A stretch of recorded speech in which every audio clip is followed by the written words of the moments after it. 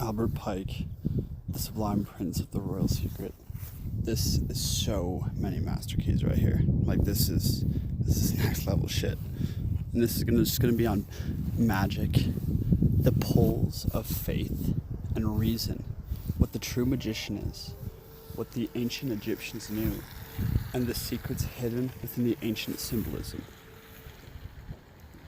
Science and philosophy completely combined, and I guess unified in totality, gives birth to the high mage, the high priest, the master magician, and the king of this earth. Check this out. Like the mathematics, for it is the exact and absolute science of nature and its laws. Magic is the science of the ancient magi and the Christian religion, which has imposed silence on the lying oracles and put an end to the prestiges of the false gods. Itself reveres those magi who came from the east, guided by a star, to adore the Savior of the world in his cradle. Tradition also gives these magi the title of kings, because initiation into magism constitutes a genuine royalty, and because the grand art of the magi is styled by all the adepts the royal art, or the holy realm or empire, sanctum regnum.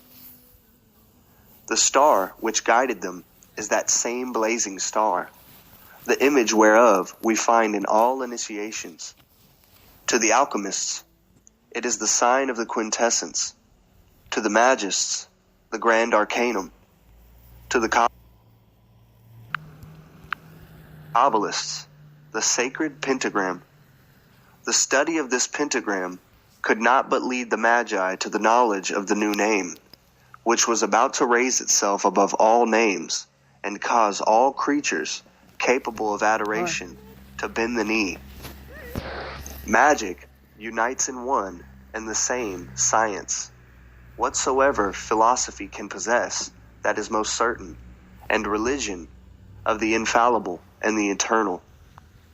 It perfectly and incontestably reconciles these two terms that at first blush seem so opposed to each other: faith and reason, science and creed, authority and liberty. It supplies the human mind with an instrument of philosophical and religious certainty, exact as the mathematics, and accounting for the infallibility of the mathematics themselves. Thus, there is an absolute in the matters of the intelligence and of faith. The supreme reason has not left the gleams of the human understanding to vacillate at hazard. There is an incontestable verity. There is an infallible method of knowing this verity, and by the knowledge of it, those who accept it as a rule may give their will a sovereign power that will make them the masters of all inferior things and of all errant spirits. That is to say, will make them the arbiters and kings of the world. Science has its nights and its dawns, because it gives the intellectual world a life which has its regulated movements and its progressive phases. It is with truths as with the luminous rays. Nothing of what is concealed is lost, but also nothing of what is discovered is absolutely new. God has been pleased to give to science, which is the reflection of his glory, the seal of his eternity. It is not in the books of the philosophers, but in the religious symbolism of the ancients, that we must look for the footprints of science and rediscover the mysteries of knowledge. The priests of Egypt knew, better than we do, the laws of movement and of life. They knew how to temper or intensify action by reaction, and readily foresaw the realization of these effects, the causes of which they had determined. The columns of Set, Enoch, Solomon, and Hercules have symbolized in the Magian traditions this universal law of the equilibrium, and the science of the equilibrium or balancing of forces had led the initiates to that of the universal gravitation around the centers of life, heat, and light. Thales and Pythagoras learned in the sanctuaries of Egypt that the earth revolved around the sun, but they did not attempt to make this generally known, because to do so, it would have been necessary to reveal one of the great secrets of the temple, that double law of attraction and radiation, or of sympathy and antipathy, of fixedness and movement, which is the principle of creation and the perpetual cause of life. This truth was ridiculed by the Christian Lactantius, as it was long sought after to be proven a falsehood by Balancing the poles is everything. Literally everything. Every single place in life that we struggle is because of a lack of balance between the yin and the yang, right? The doing and the not doing, the being and the not being. It's a lack of balance between, surrendering to the universal will, yet having discipline. Being strong, yet being soft. When you can balance these in completeness and balance science or reason with faith, right? Like piety with philosophy, as Hermes would tell you. That is when you open your eyes, right? As essentially the sun, the one who has balanced the poles and has found the middle, the center of all things, right? You open your eyes as the Tao. That's when a Messiah is born. That's when, the sun state is activated, Messianic era is renewed, all that shit, my friends. It's all about balancing the poles. See this quote of the Emerald Tablets right over here on the left?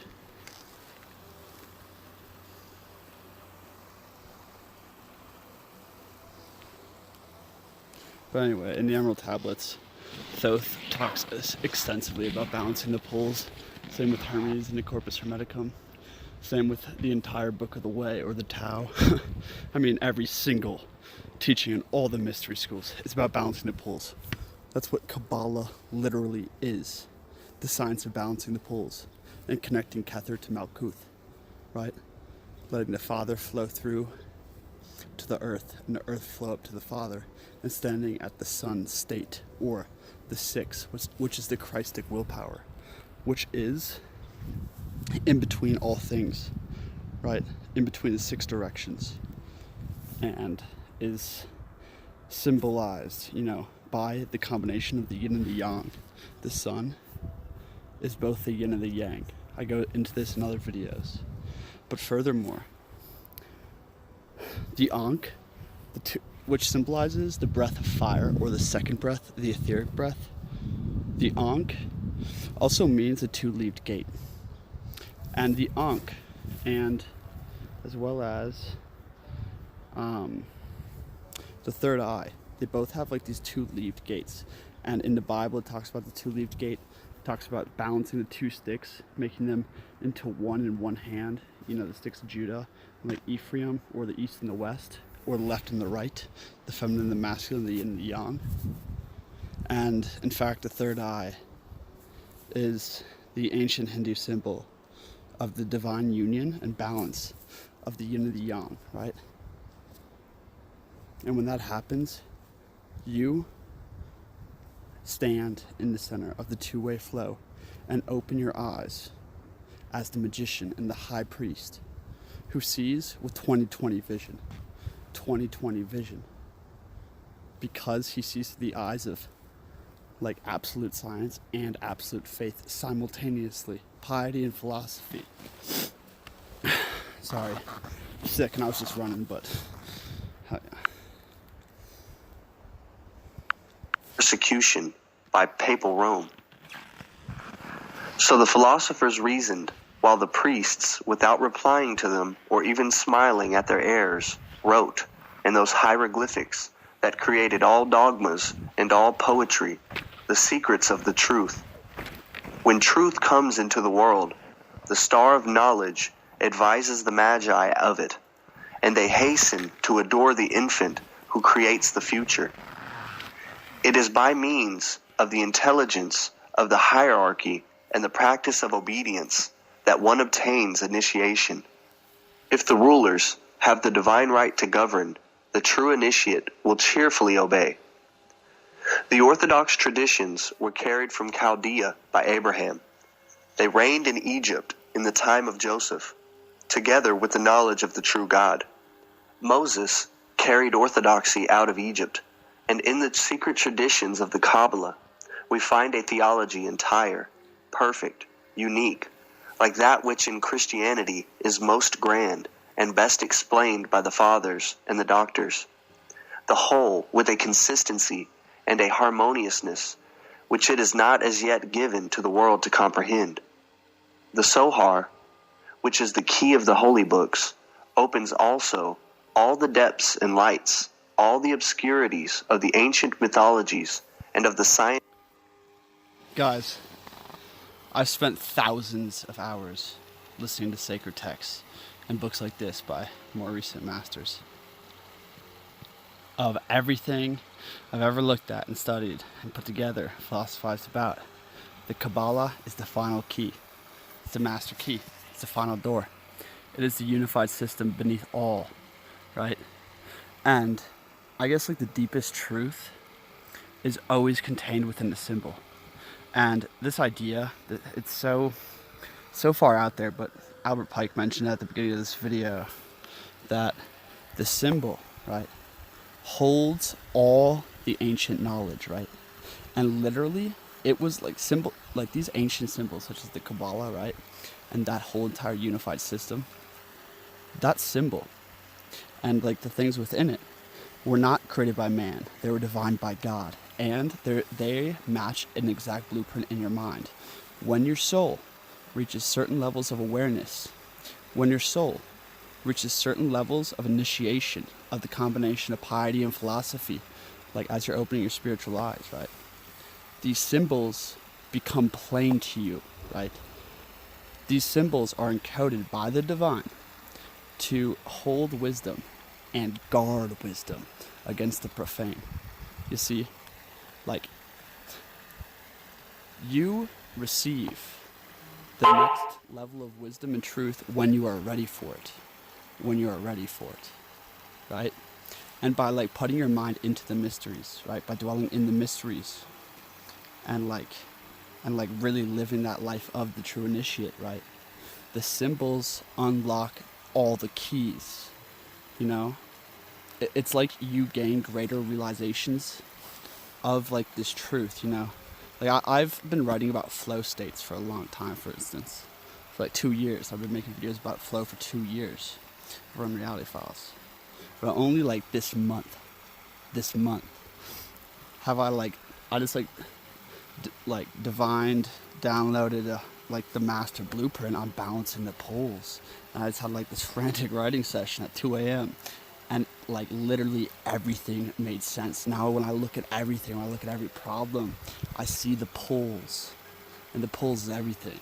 And like that realization was unlocked. Literally like symbolisms were like going through my mind, flashing through and unlocking doors, my friends, to an expanded state of consciousness. An expanded state of consciousness is just more deeply aware of that which lies behind the physical realm, or what you see out here, the realm of effects. True philosophy is the knowledge of causes. Originally concealed in the sanctuaries. It is true that the secret of this key must be known to enable one to make use of it, and that for even the most penetrating intellects not initiated in this secret, the Zohar is absolutely incomprehensible and almost illegible. The secret. The Zohar and Kabbalah are perhaps the most fascinating like books and things I've looked into. Unfortunately, it's so difficult to find real translations of the Zohar. Go check out the channel Qabalah Decoded. That's with a K, not a Q. Like Qabalah Decoded. I do like this guy reads the Hebrew, and so Hebrew translated to English is bullshit. That's not real. It's not real. Yet you can still grasp. I guess God speaks through that too. But like this guy will take a sentence of Hebrew and really expand upon like what these ancient like Kabbalists meant by this. And I get a lot of downloads from the stories he tells, although I like double X the speed of talking. But Kabbalah Decoded, great place to start. The Zohar, so difficult to find. There is a translation with like a lot of like annotations and stuff, but it's a few $100s. And I don't got that shit, so I just let texts come to me when they're meant to come to me. So hell yeah.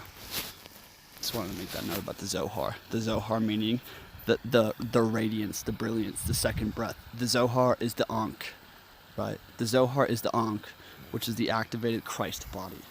Of the occult sciences is that of nature itself, the secret of the generation of the angels and worlds, that of the omnipotence of God.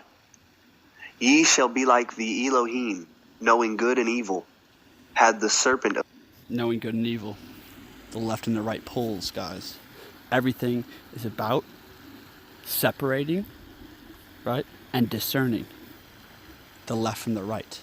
And once you can discern good and evil, once you can discern, the two opposite and equal forces within all things, you understand, you literally see through things, okay? And the knowledge of good and evil, no one possesses this on earth right now, because if you actually possess the true knowledge of good and evil, you would be a Messiah or like a God-man walking. That's what the true knowledge of good and evil means. Like... Genesis said, and the tree of knowledge became the tree of death.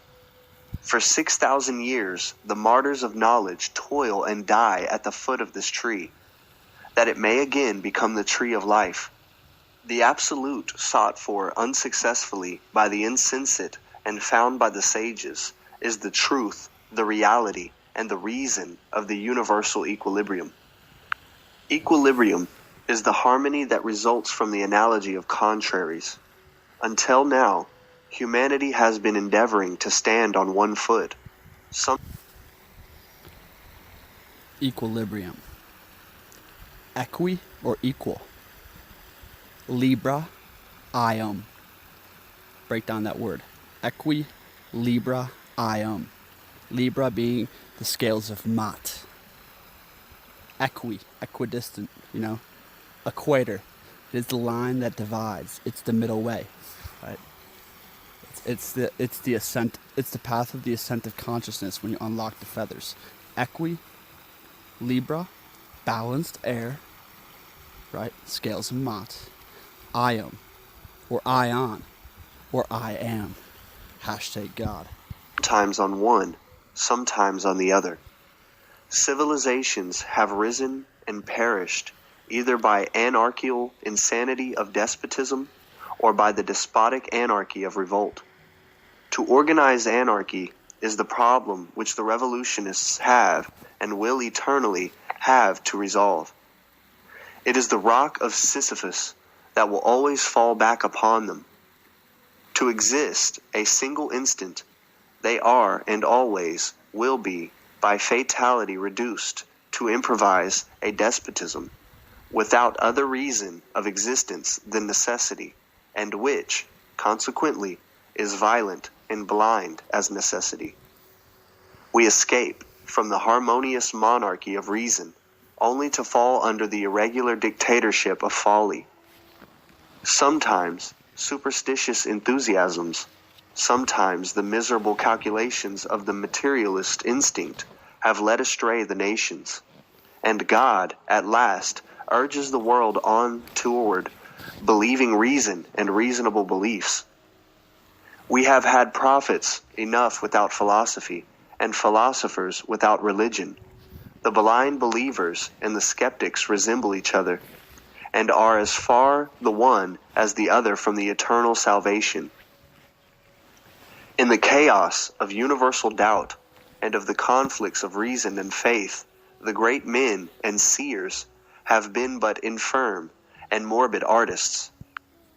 This is one of the most profound fucking texts I've heard. Holy shit.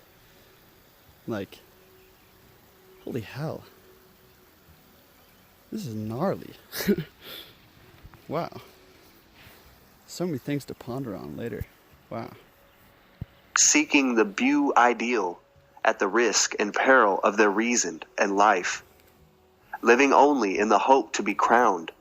They are the first to do what Pythagoras in so touching a manner prohibits in his admirable symbols. They rend crowns and tread them underfoot. Light is the equilibrium of shadow and lucidity. Movement is the equilibrium of inertia and activity. Authority is the equilibrium of liberty and power. Wisdom is the equilibrium in the thoughts, which are the scintillations and rays of the intellect.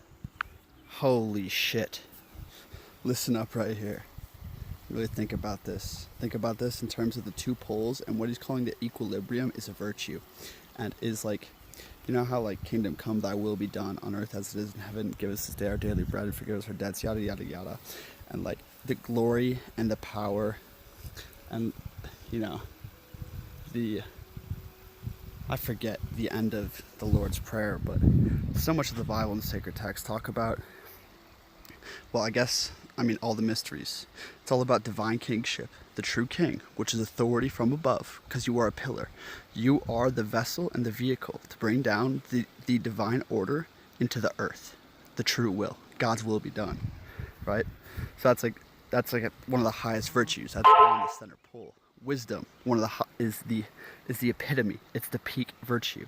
Wisdom is where God enters man. Period. All is wisdom. Wisdom is power, and power is wisdom. Never stop seeking. Thoth, right? Oh my God, everything he's saying right here is literally like master keys for, I guess, getting the download and balancing poles out here. Holy shit. Light is the equilibrium of shadow and lucidity. Movement is the equilibrium of inertia and activity. Authority is the equilibrium of liberty and power. Wisdom is the equilibrium in the thoughts, which are the scintillations and rays of the intellect. Virtue is equilibrium in the affections. Beauty is harmonious proportion in forms.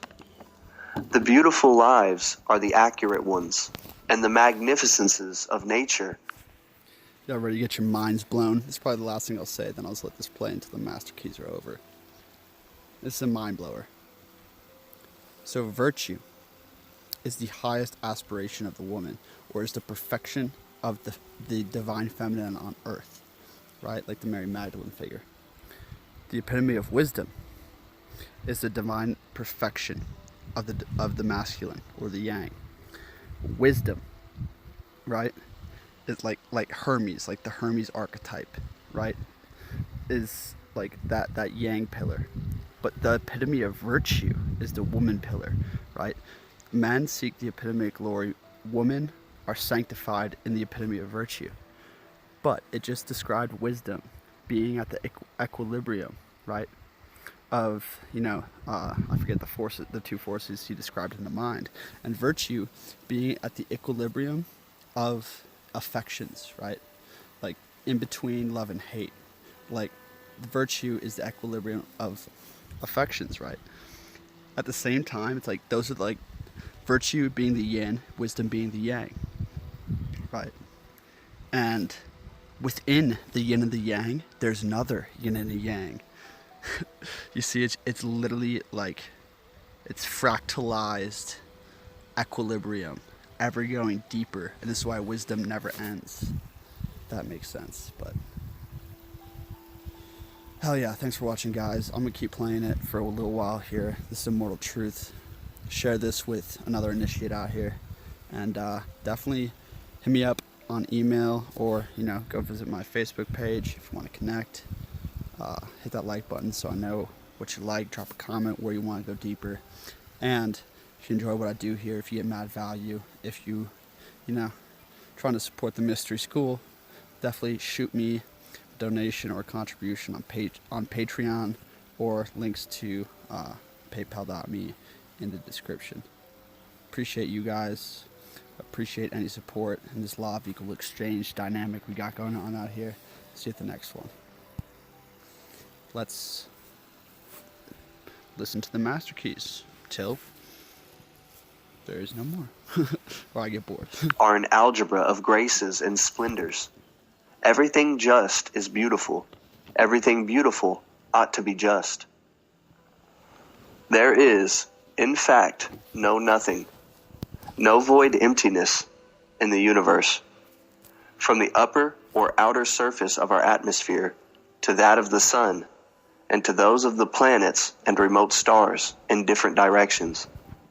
Science has for hundreds of centuries imagined that there was simple, void, empty space. Comparing finite knowledge with the infinite, the philosophers know little more than the apes. In all that void space are the infinite forces of God, acting in an infinite variety of directions, back and forth, and never for an instant inactive. In all of it, active through the whole of its infinity, is the light that is the visible manifestation of God. The earth and every other planet and sphere that is not a center of light carries its cone of shadow with it as it flies and flashes round in its orbit, but the darkness has no home in the universe. To illuminate the sphere on one side is to project a cone of darkness on the other, and error also is the shadow of the truth with which God illuminates the soul. In all that void also is the mysterious and ever-active electricity and heat and the omnipresent ether.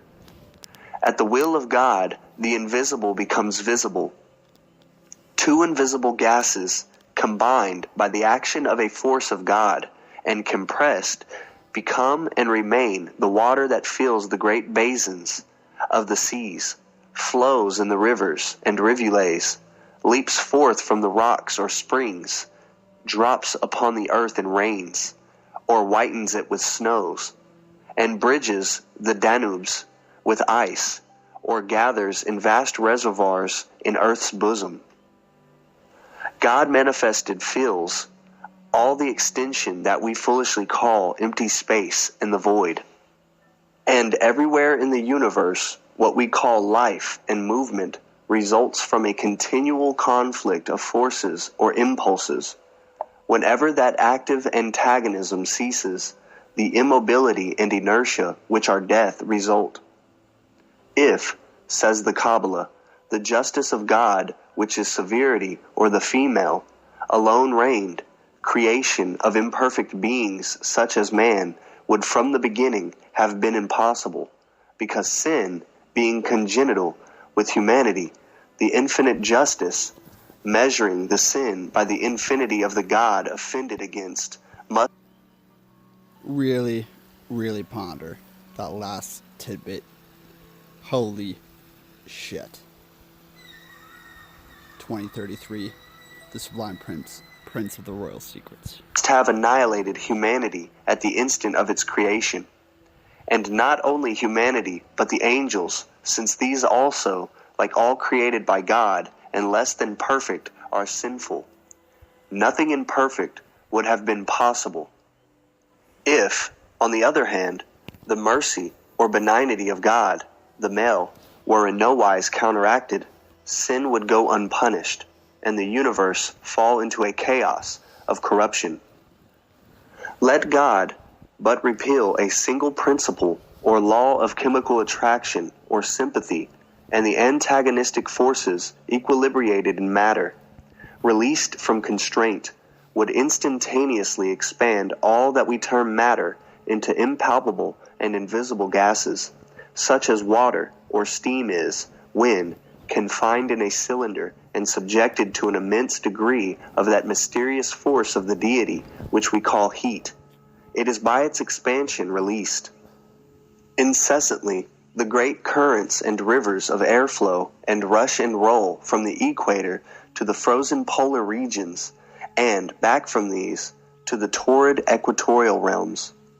Necessarily incident to these great, immense, equilibrated, and beneficent movements caused by the antagonism of equatorial heat and polar cold are the typhoons, tornadoes, and cyclones that result from conflicts between the rushing currents. These and the benign trade winds result from the same great law, God is omnipotent, but effects without causes are impossible, and these effects cannot but sometimes be evil. The fire would not warm if it could not also burn the human flesh. The most virulent poisons are the most sovereign remedies when given in due proportion. The evil is the shadow of the good, and inseparable from it. The divine wisdom limits, by equipoise, the omnipotence of the divine will or power, and the result is beauty or harmony. The ark rests not on a single column, but springs from one on either side. So is it also with the divine justice and mercy, and with the human reason and human faith. That purely scholastic theology, issue of the categories of Aristotle and of the sentences of Peter Lombard, that logic of the syllogism, which argues instead of reasoning, and finds a response to everything by subtilizing on terms, wholly ignored the Kabbalistic dogma and wandered off into the dreary vacuity of darkness. It was less a philosophy or a wisdom than a philosophical automaton, replying by means of springs and uncoiling its thesis like a willed movement. It was not the human verb, but the monotonous cry of a machine, the inanimate speech of an android. It was the fatal precision of mechanism, instead of a free application of rational necessities. St. Thomas Aquinas crushed with a single blow all the scaffolding of words built one upon the other. Yo, he's shitting on Aristotle. Aristotle was a master of reason, right?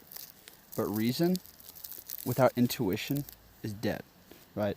And when you fucking use the mechanism that is like the sharp knife, like to analyze everything, you're never gonna see the whole. Period. Aristotle was a master of reason, right? But the way, my friends, the way is the balancing of the poles between divine reason and the utmost piety, faith, and mystical experience, right? Piety and philosophy equals the knowledge of God, and the knowledge of God is what saves you. Hashtag Hermes Trismegistus. Piety and philosophy. A philosopher without, like, the philosopher that is most pious is the greatest sage and priest to walk the earth. The philosopher who is the most pious. It is not the pious man who is the best philosopher. It is the philosopher. I guess it's really the mastery of both sides of that. Absolute piety and absolute philosophy. So therefore you're seeing God in all things. Therefore you're seeing the truth, which is never in the physical. Because therefore you are discerning the causes. Piety and philosophy equals knowledge of God. By proclaiming the eternal empire of reason. In that magnificent sentence, a thing is not just because God wills it, but God wills it because it is just.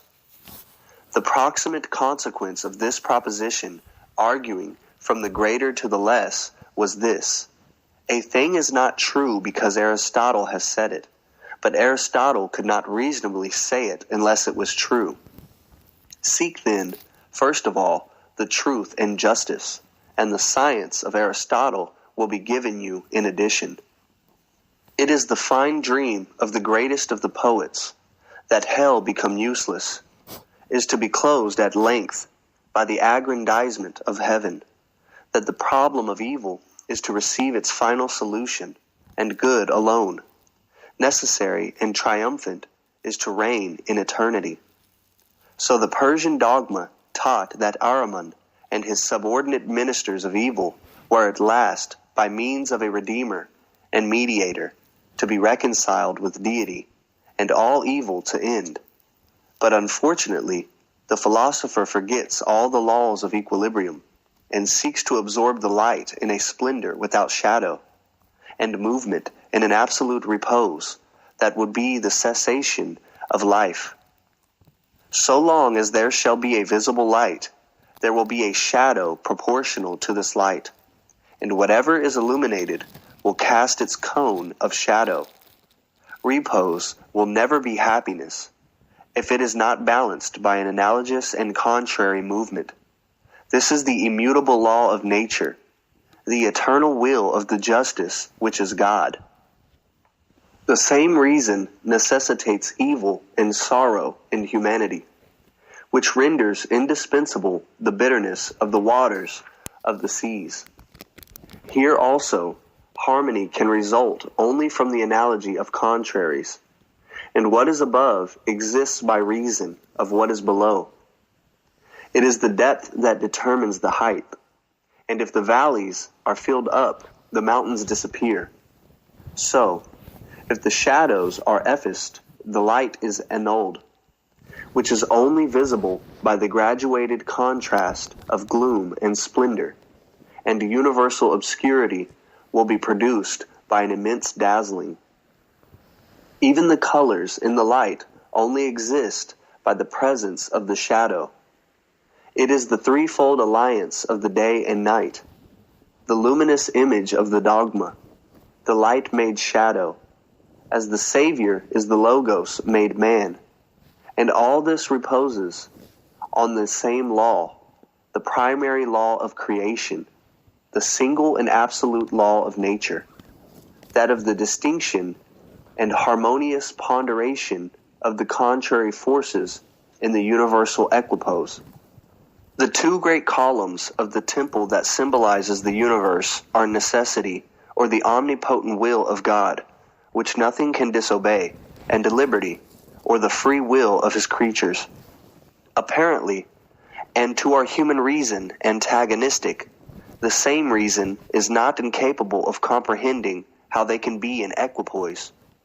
The infinite power and wisdom could so plan the universe and the infinite succession of things as to leave man free to act, and, foreseeing what each would at every instant think and do, to make of the free will and free action of each an instrument to aid in effecting its general purpose.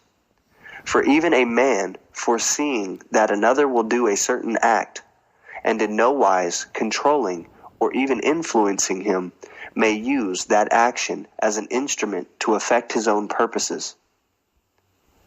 The infinite wisdom of God foresees what each will do, and uses it as an instrument, by the exertion of his infinite power, which yet does not control the human action so as to annihilate its freedom. The result is harmony, the third column that upholds the lodge. The same harmony results from the equipoise of necessity and liberty. The will of God is not for an instant defeated nor thwarted, and this is the divine victory. And yet, he does not tempt nor constrain men to do evil, and thus his infinite glory is unimpaired. The result is stability, cohesion, and permanence in the universe, and undivided dominion and autocracy in the deity. And these, victory, glory, stability, and dominion, are the last four Sephiroth of the Kabbalah.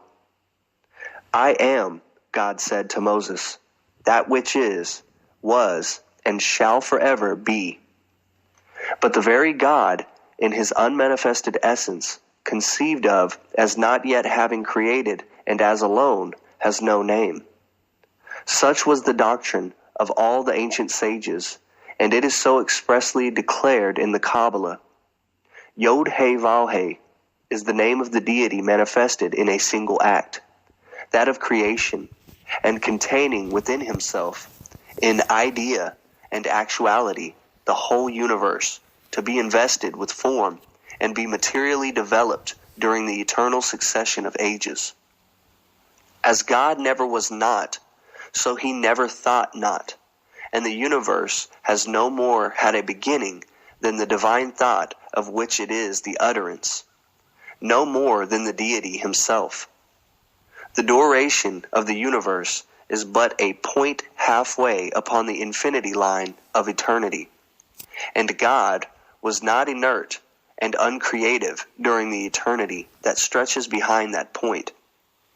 The archetype of the universe did never not exist in the divine mind. The Word was in the beginning with God, and was God. And the ineffable name is that, not of the very essence, but of the absolute, manifested as being or existence.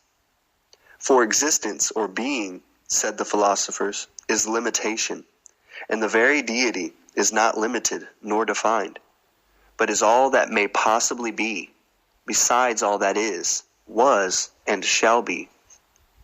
Reversing the letters of the ineffable name and dividing it, it becomes bisexual, as the word Yod-He or Jah is, and discloses the meaning of much of the obscure language of the Kabbalah, and is the highest of which the columns Yakin and POLES are the symbol.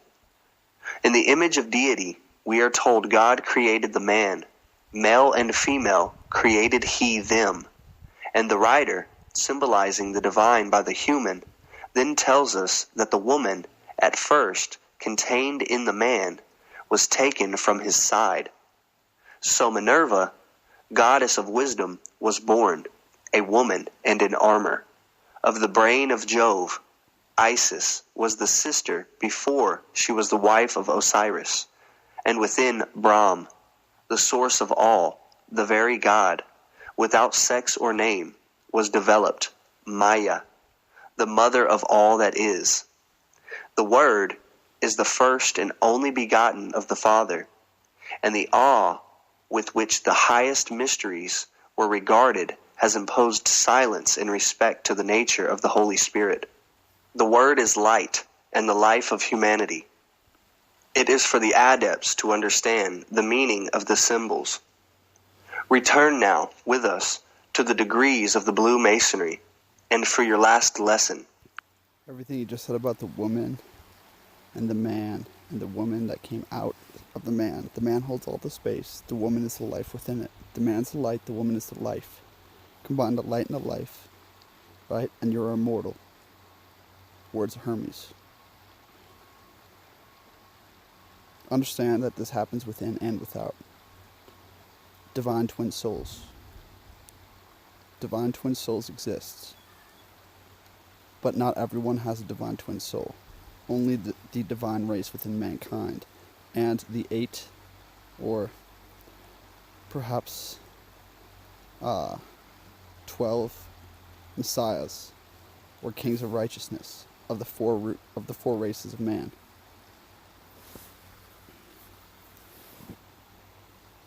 Crazy shit right there. Massive downloads. Ponder that shit. Receive the explanation of one of their symbols.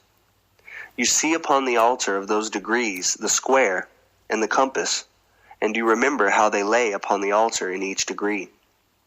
The square is an instrument adapted for plane surfaces only, and therefore appropriate to geometry or measurement of the earth, which appears to be, and was by the ancients supposed to be, a plane.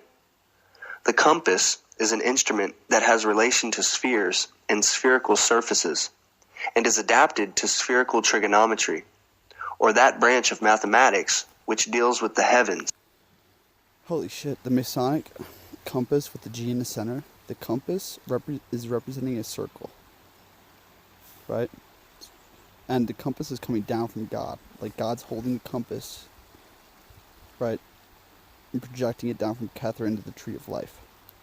The compass is the circle, and then there's a square that makes a Masonic symbol, right? In Freemasonry, like fucking A, everyone thinks it's like this like evil Illuminati type shit. It's like, fuck, they really just don't understand the fact that Freemasonry was founded to carry the mysteries through the Dark Age, period. So that men like Manly P. Hall and Albert Pike could fucking expound upon them to initiate the Golden Age and the reacquiring of ancient wisdom. That's what they were for. Of course, they degraded and have fallen, right? But anything that is very dark has an opposite light side. Freemasonry was kind of like the time capsule. Okay. The compass is the circle and the square, like Hughes is talking about. And that is the balancing of the poles. That's the balancing of the divine and the earth, the plane and the sphere. And the G at the center stands for generation, the seventh Hermetic principle. Self-generation equals immortality. So the compass and the square is squaring the circle, right? Squaring the circle, which is the balance of poles. And the G at the center is the seventh Hermetic principle, 7 being perfection. And that principle is of generation. And generation happens between the union of the man and the woman. That's what generation is. But when that occurs within you, you become a self-generated one, a triple power. All the Gnostic texts, all the ancient mystery schools talks about the self-generated ones, the glowing sun state, sun beings out here, my friends. Those are the twice-born ones, the self-generated ones, the immortal souls. And the orbits of the planetary bodies. The square, therefore, is a natural and appropriate symbol of this earth, and the things that belong to it, are of it, or concern it. The compass is an equally natural and appropriate symbol of the heavens, and of all celestial things and celestial natures. You see, at the beginning of this reading, an old Hermetic symbol, copied from the Materia Prima of Valentinus, printed at Frankfurt in 1613 with a treatise entitled Azoth. Upon it, you see a triangle upon a square, both of these contained in a circle, and above this, standing upon a dragon, a human body with 2 arms only, but 2 heads, one male and the other female. By the side of the male head, I'm fucking dying. This is exactly what I just said. Exactly what I just said. What I just said, describing that symbol, was in fact an ancient alchemical drawing of the pathway to immortality. You best believe. You best believe. That's some Gnosis coming out right there. Is the sun, and by that of the female head, the moon, the crescent within the circle of the full moon. And the hand on the male side holds a compass, and that on the female side a square. The heavens and the earth were personified as deities, even among the Aryan ancestors of the European nations of the Hindus, Zends, Bactrians, and Persians, and the Rig Veda, Sanhita, contains hymns addressed to them as gods. They were deified also among the Phoenicians and among the Greek. Uranus and Gaia, heaven and earth, were sung as the most ancient of the deities by Hesiod. It is the great, fertile, beautiful mother, earth, that produces, with limitless profusion of beneficence, everything that ministers to the needs, to the comfort, and to the luxury of man. From her teeming and inexhaustible bosom come the fruits, the grain, the flowers, in their season. From it comes all that feeds the animals, which serve man as laborers and for food. She, in the fair springtime, is green, with abundant grass, and the trees spring from her soil. And from her teeming vitality take their wealth of green leaves. In her womb are found the useful and valuable minerals. Hers are the seas that swarm with life. Hers the rivers that furnish food and irrigation, and the mountains that send down the streams which swell into these rivers. Hers the forests that feed the sacred fires for the sacrifices, and blaze upon the domestic hearths. The earth, therefore, the great... Any initiates watching this far, go back in my channel archive of Immortal Truth, or just search Immortal Truth, Roles of Man and Woman. Really massive downloads on the feminine and masculine, or the yin and the yang. And that idea, my friends, really always ponder and philosophize around the yin and the yang in all things, because that is the final key. Producer was always represented as a female, as the mother, great, bounteous, beneficent Mother Earth. On the other hand, it is the light and heat of the sun in the heavens, and the rains that seem to come from them, that in the springtime make fruitful this bountifully producing earth, that restore life and warmth to her veins, chilled by winter, set running free her streams, and beget, as it were, that greenness and that abundance of which she is so prolific. As the procreative and generative agents, the heavens and the sun have always been regarded as male, as the generators that fructify the earth and cause it to produce. The hermaphroditic figure is the symbol of the double nature anciently assigned to the deity, as generator and producer, as Brahm and Maya among the Aryans, Osiris and Isis among the Egyptians. As the sun was male, so the moon was female, and Isis was both the sister and the wife of Osiris.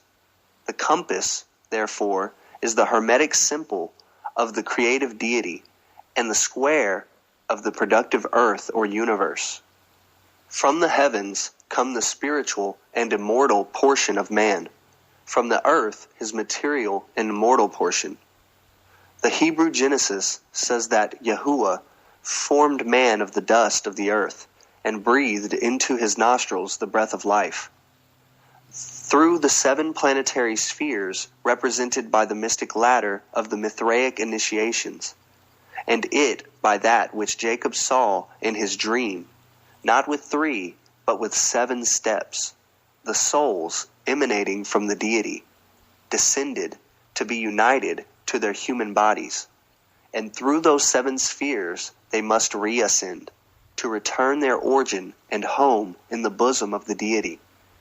The compass, therefore, as the symbol of the heavens, represents the spiritual, intellectual, and moral portion of this double nature of humanity, and the square as the symbol of the earth, its material, sensual, and baser portion. Truth and intelligence, said one of the ancient Indian sects of philosophers, are the eternal attributes of God, not of the individual soul, which is susceptible both of knowledge and ignorance, of pleasure and pain. Therefore, God and the individual soul are distinct, and this expression of the ancient Nyaya philosophers in regard to truth has been handed down to us through the long succession of ages in the lessons of Freemasonry. Truth and intelligence are the eternal aspects of God. Welcome to Immortal Truth, my friends. You best believe this is God's channel. Wherein we read that truth is a divine attribute and the foundation of every virtue. While embodied in matter, they said, the soul is in a state of imprisonment and is under the influence of evil passions, but having, by intense study, arrived at the knowledge of the elements and principles of nature, it attains unto the place of the eternal, in which state of happiness its individuality does not cease. The vitality which animates the mortal frame, the breath of life of the Hebrew Genesis, the Hindu philosophers in general held, perishes with it. But the soul is divine, an emanation of the Spirit of God, but not a portion of that Spirit. For they compared it to the heat and light sent forth from the sun, or to a ray of that light, which neither lessens nor divides its own essence. However created, or invested with separate existence, the soul, which is but the creature of the deity, cannot know the mode of its creation, nor comprehend its own individuality. It cannot even comprehend how the being which it and the body constitute can feel pain or see or hear. It has pleased the universal Creator to set bounds to the scope of our human and finite reason, beyond which it cannot reach. And if we are capable of comprehending the mode and manner of the creation or generation of the universe of things, He has been pleased to conceal it from us by an impenetrable veil, while the words used to express the act have no other definite meaning than that He caused that universe to commence to exist. It is enough for us to know what Masonry teaches, that we are not all mortal, that the soul or spirit, the intellectual and reasoning portion of ourself, is our very self, is not subject to decay and dissolution, but is simple and immaterial, serves the death of the body, and is capable of immortality, that it is also capable of improvement and advancement, of increase of knowledge of the things that are divine, of becoming wiser and better, and more worthy of immortality. And that to become so, and to help to improve and benefit others and all our race, is the noblest ambition and highest glory that we can entertain and attain unto in this momentary and imperfect life. In every human being, the divine and the human are intermingled. In everyone there are the reason and the moral sense, the passions that prompt to evil, and the sensual appetites. If ye live after the flesh, ye shall die, said Paul, writing to the Christians at Rome. But if ye through the Spirit do mortify the deeds of the body, ye shall live. For as many as are led by the Spirit of God, they are the sons of God. The flesh lusteth against the Spirit, and the Spirit against the flesh, he said, writing to the Christians of Galatia. And these are contrary the one to the other, so that ye cannot do the things that ye would. That which I do not willingly do, he wrote to the Romans. For what I wish to do, that I do not do, but that which I hate I do. It is no more I that do it, but sin that dwelleth in me. To will is present with me, but how to perform that which is good I find not. For I do not do the good that I desire to do, and the evil that I do not wish to do, that I do. I find then a law that when I desire to do good, evil is present with me. For I delight in the law of God after the inward man. But I see another law in my members, warring against the law of my mind, and bringing me into captivity to the law of sin, which is in my members. So then, with the mind, I myself serve the law of God, but with the flesh, the law of sin. Life is a battle, and to fight that battle heroically and well is the great purpose of every man's existence, who is worthy and fit to live at all. To stem the strong currents of adversity, to advance in despite of all obstacles, to snatch victory from the jealous grasp of fortune, to become a chief and a leader among men, to rise to rank and power by eloquence, courage, perseverance, study, energy, activity, discouraged by no reverses, impatient of no delays, deterred by no hazards, to win wealth, to subjugate men by our intellect, the very elements by our audacity, to succeed, to prosper, to thrive.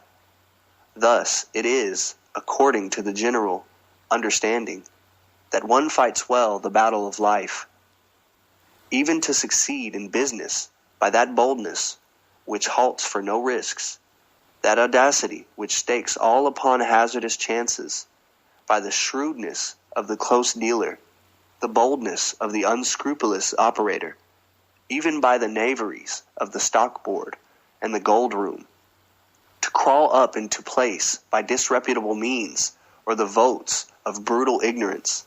These are also deemed to be among the great successes of life.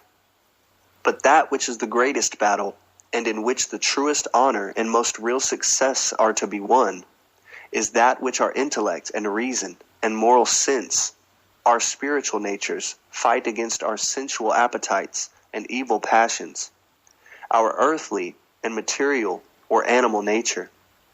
Therein only are the true glories of heroism to be won. There only the successes that entitle us to triumphs. In every human life that battle is fought, and those who win elsewhere often suffer ignominious defeat and disastrous rout and discomfiture and shameful downfall in this encounter. You have heard more than one definition of Freemasonry. The truest and the most significant you have yet to hear. It is taught to the entered apprentice, the fellowcraft, the master, and it is taught in every degree through which you have advanced to this. It is a definition of what Freemasonry is, of what its purposes and its very essence and spirit are. And it has for every one of us the force and sanctity of a divine law, and imposes on every one of us a solemn obligation. It is symbolized and taught to the apprentice as well as to you by the compass and the square, upon which, as well as upon the book of your religion and the book of the law of the Scottish Freemasonry, you have taken so many obligations. As a knight, you have been taught it by the swords, the symbols of honor and duty, on which you have taken your vows. It was taught you by the balance, the symbol of all equilibrium, and by the cross, the symbol of devotedness and self-sacrifice. But all that these teach and contain is taught and contained for entered apprentice, knight, and prince alike, by the compass and the square. For the apprentice, the points of the compass are beneath the square. For the fellowcraft, one is above and one beneath. For the master, both are dominant and have rule, control, and empire over the symbol of the earthly and the material. Freemasonry is the subjugation of the human, that is in man, by the divine, the conquest of the appetites and passions by the moral sense, and the reason, a continual effort, struggle, and warfare of the spiritual against the material and sensual.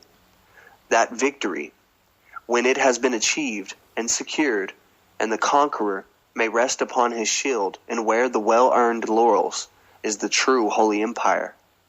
To achieve it, the Mason must first attain a solid conviction founded upon reason, that he hath within him a spiritual nature, a soul that is not to die when the body is dissolved, but is to continue to exist and to advance toward perfection through all the ages of eternity, and to see more and more clearly as it draws nearer unto God, the light of the divine presence. This, the philosophy of the ancient and accepted rite, teaches him, and it encourages him to preserve by helping him to believe that his free will is entirely consistent with God's omnipotence and omniscience, that he is not only infinite power and of infinite wisdom, but of infinite mercy and infinitely tender pity and love